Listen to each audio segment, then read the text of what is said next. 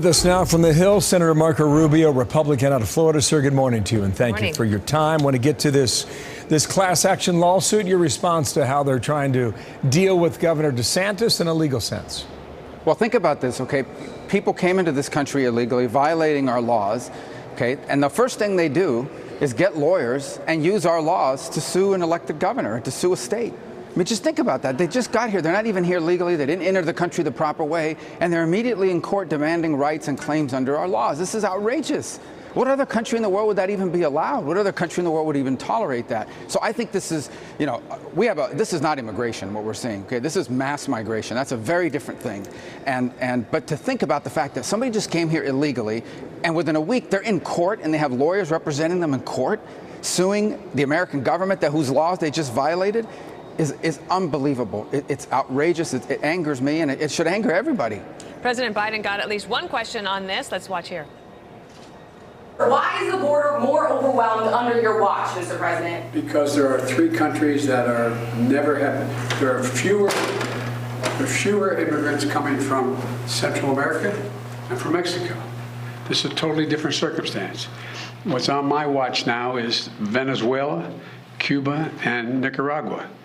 And the ability to send them back to those states is not rational. Could you speak to that, sir?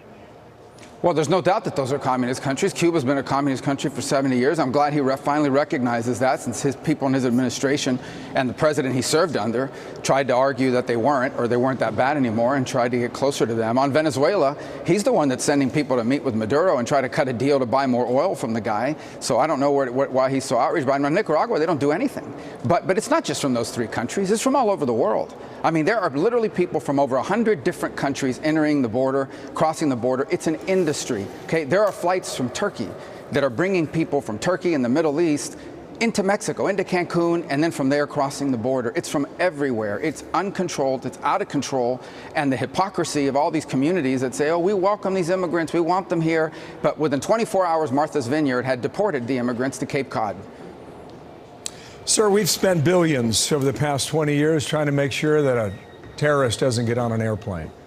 Yet we just found out in the month of August alone, 12 arrests were made on the FBI's terrorist watch list, which brings the total to 78 suspected terrorists arrested so far this year. That's 3 times the number of the last 5 years put together. I will remind you, as if you need to know this, that only 19 hijackers pulled off 9/11.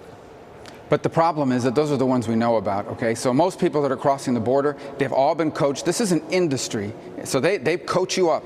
These are the magic words you have to say. You turn yourself into a border agent. You say these magic words, you'll be released. By the way, with a fake address. No one's talking about that. DHS is now giving people, migrants, if they don't have an address, they give them a fake address in the United States. But people are turning themselves in.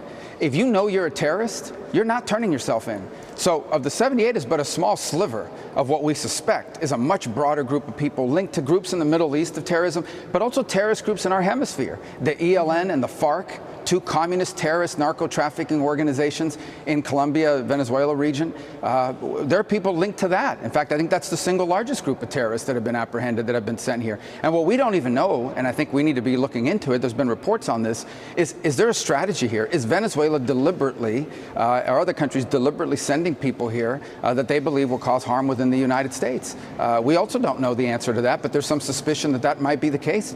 None of this is going to be answered by this administration, because they don't care. They really, literally do not care.